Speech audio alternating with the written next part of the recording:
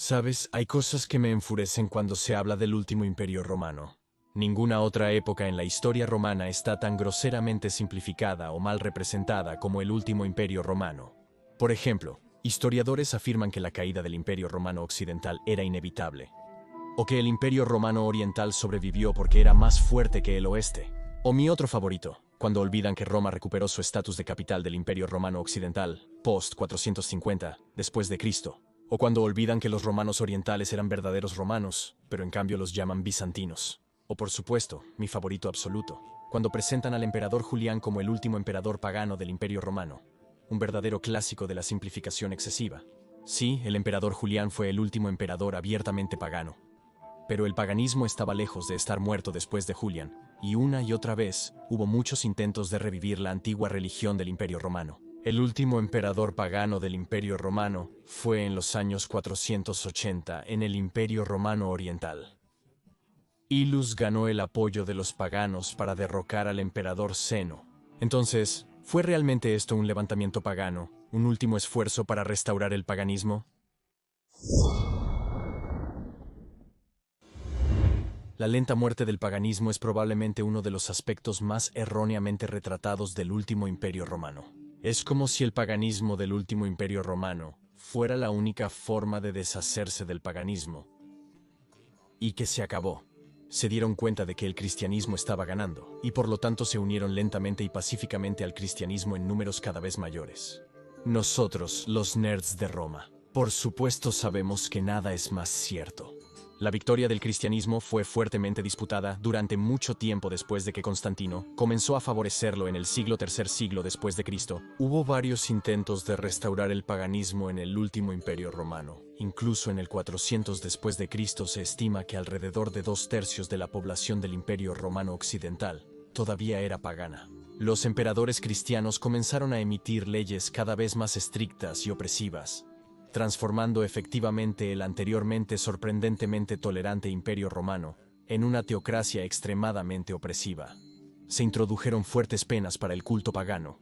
Los antiguos templos fueron cerrados, a menudo saqueados, a veces incluso dañados y despojados, y a los paganos ya no se les permitía ocupar cargos estatales, y posiblemente incluso se les impedía unirse al ejército.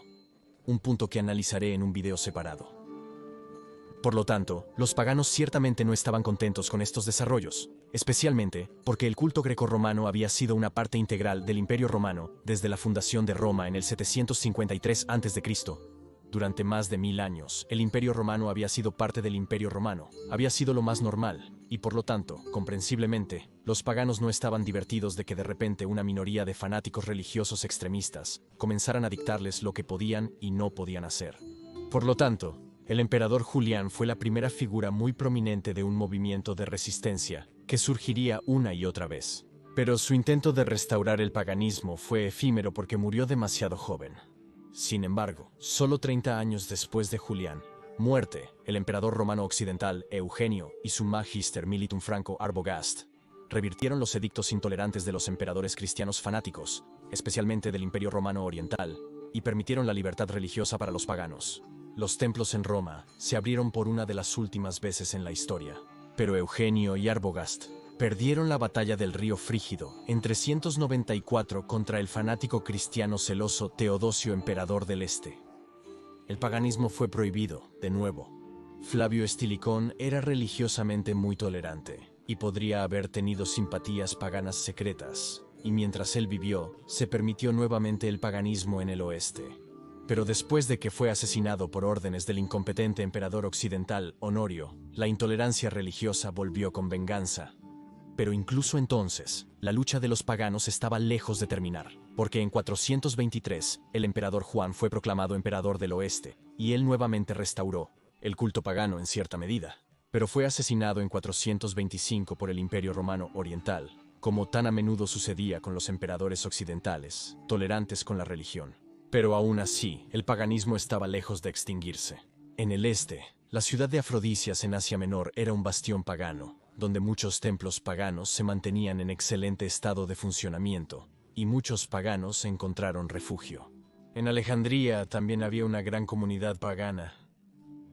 Aún había escuelas filosóficas en Atenas con neoplatónicos enseñando y vivían muchos filósofos paganos. La Academia de Platón en Atenas todavía era un centro de aprendizaje en aquellos días.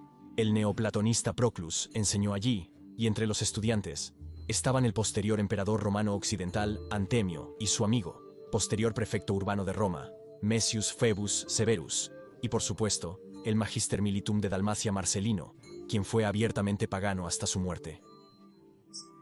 Dado que Marcelino era pagano, Dalmacia también permaneció como un bastión del paganismo, al menos hasta su muerte, pero posiblemente incluso más tarde bajo su sobrino, Julio Nepos.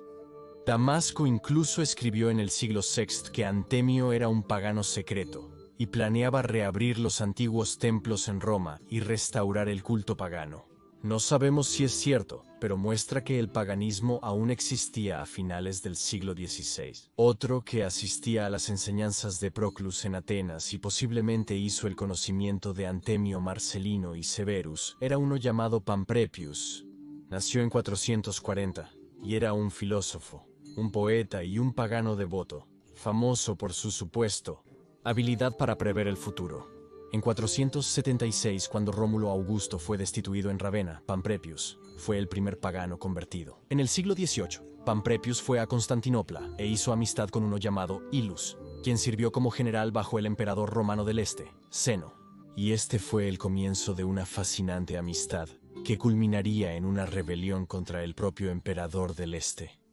Y por favor considera apoyar este canal a través de Patreon o la membresía de YouTube, porque realmente necesito tu ayuda para poder continuar este trabajo sobre la historia romana tardía. No sé cuán lejos podría haber llegado sin tu apoyo. Además, agradezco tu apoyo a este canal, ya que como puedes imaginarte, el algoritmo de YouTube no favorece temas de nicho como la historia romana tardía. Puedes apoyar este canal comprando mi mercancía en YouTube. He creado una tienda con artículos romanos tardíos geniales y extraños, disponibles para compra directa aquí en YouTube, en la descripción del video. Muchas gracias. Así que volvamos a Ilus y Pamprepius. Pamprepius era impopular en Constantinopla. Era conocido como el Gran Pamprepius del pasado, porque era abiertamente pagano, en la que posiblemente era la ciudad más cristiana del mundo. Lo que en mi opinión demostraba que este tipo tenía un ego enorme y no temía las repercusiones cristianas. Incluso fue desterrado en un momento de la ciudad por el mismo emperador Zeno, pero luego regresó nuevamente con la ayuda de Ilus algunos meses después, e incluso fue hecho senador y patricio por Ilus. Por lo tanto, en 479, Marciano, hijo del ex emperador romano occidental, Antonio fue enviado a Pamprepius, intentó una rebelión contra Zeno. Hablé de esa rebelión muy desconocida en este video aquí. Pamprepius animó a Ilus a luchar contra Marciano e incluso predijo la victoria de Ilus con sus supuestos poderes de previsión. Y de hecho Ilus detuvo a Marciano, y así se salvó el gobierno de Zeno. A partir de ese momento, el vínculo entre Ilus y Pamprepius se fortaleció aún más, e Ilus consultaba a Pamprepius muy a menudo. Ya podemos ver aquí que Ilus debió haber estado bastante abierto a las prácticas paganas. Incluso si no era abiertamente pagano, al menos debió haber sido un fuerte simpatizante pagano, dándose cuenta de que ayudar a los paganos podría ganarle el apoyo leal absoluto de estos aún sorprendentemente grandes comunidades paganas. Aparentemente, en 481 o 482, Ilus y Pamprepius lograron hacer las paces con Pamprepius y comenzaron a idear un plan para derrocar al emperador Zeno. Con ese fin, se le encomendó a Pamprepius viajar a Alejandría y ganar el apoyo de la gran comunidad pagana allí, pero aparentemente no tuvo éxito. Al mismo tiempo, o en un momento similar, Ilus estaba nuevamente en Constantinopla y sobrevivió a 2 intentos de asesinato por parte de Zenos, esposa Ariadne y su madre Verina. La capital realmente se había vuelto peligrosa para él, ya que él gustaba a la esposa y suegra de Zenos. Incluso se dice que Zeno hizo que Verina fuera desterrada a la fortaleza de Papurius en Isauria como castigo. Debido a que la vida en Constantinopla se había vuelto peligrosa para él, se mudó a Nicea con el pretexto de curar la herida que había sufrido en uno de los intentos de asesinato. Entonces, en 484 fue elevado a Magister Militum per Orientem, general supremo de las fuerzas orientales. Y si eres un nerd de Roma como yo, y las probabilidades son bastante altas de que lo seas si estás viendo este video, entonces podrías estar interesado en los increíbles anillos y otros accesorios romanos que la tienda SPQR está construyendo. Hacen anillos legionarios, hacen anillos con diferentes temas, incluso hacen réplicas de monedas, estatuas, colgantes, atributos y terracotas. Y lo más increíble es que elaboran a mano cada una de las piezas. Exacto, es material de alta calidad hecho a mano. Constantinopla es el lugar ideal para encontrar piezas para un regalo para ti o para un fanático de Roma.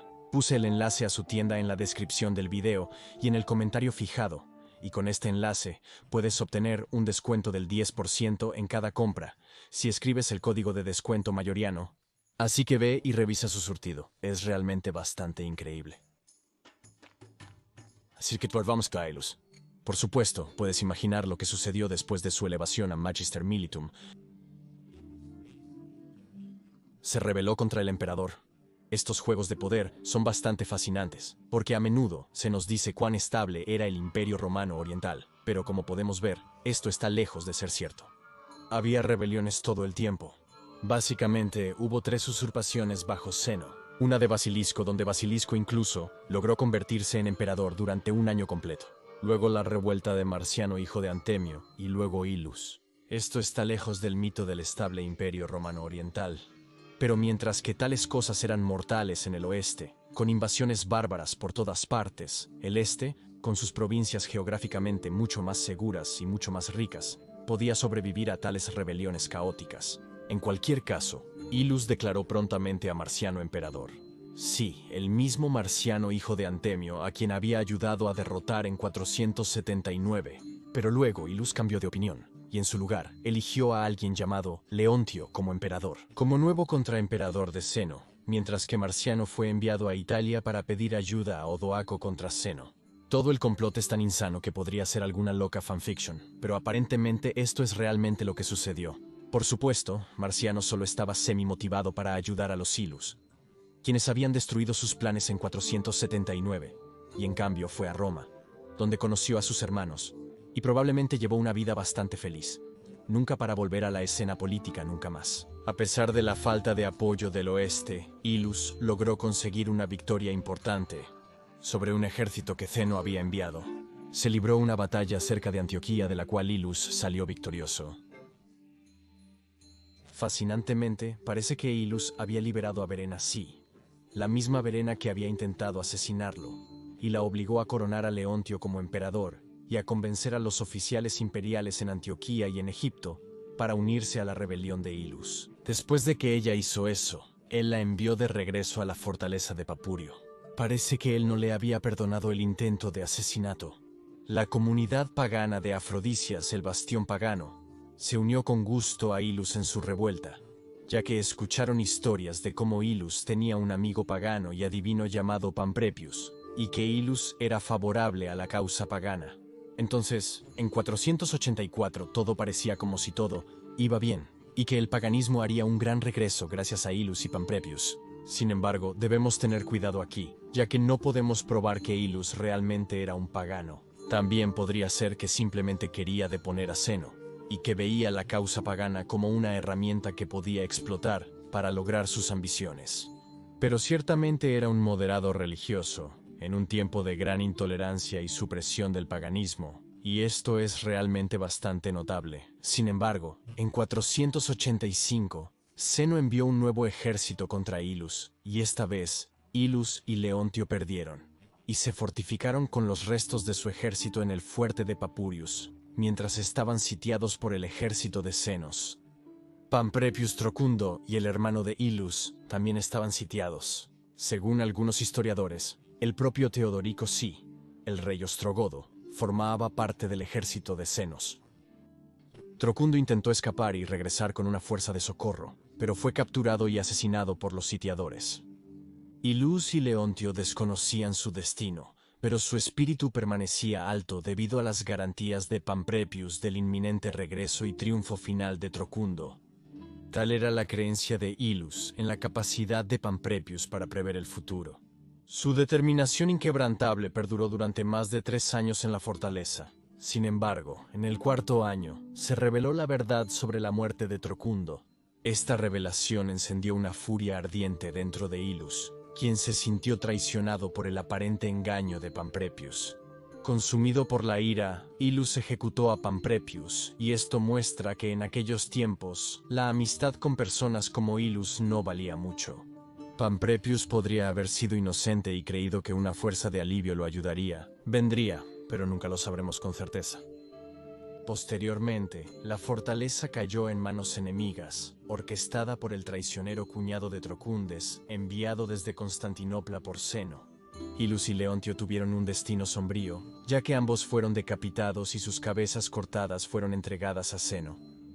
Y así terminó esta rebelión de Ilus, en 488 después de Cristo, que a veces se cita como el último intento real del paganismo de tener alguna posibilidad de ser restaurado. Personalmente dudo que si Ilus hubiera tenido éxito, el paganismo hubiera tenido un gran regreso. Juzgando el carácter voluble de Ilus, dudo que hubiera vivido mucho más tiempo. Y seguramente un emperador antipagano agresivo se sentaría en el trono de Constantinopla lo suficientemente pronto y continuaría con las políticas antipaganas. Cerca del 500 después de Cristo, el número de paganos se redujo significativamente, especialmente en el paganismo. Pero, sin embargo, la rebelión de Ilus es fascinante, porque aún vemos cómo los paganos estaban muy vivos en ese tiempo. Así que la próxima vez que escuches que Julian fue el último intento de un renacimiento pagano, puedes sonreír y pensar en Eugenio, en Juan, en Antemius, en Marcelino y en Pamprepius e Ilus.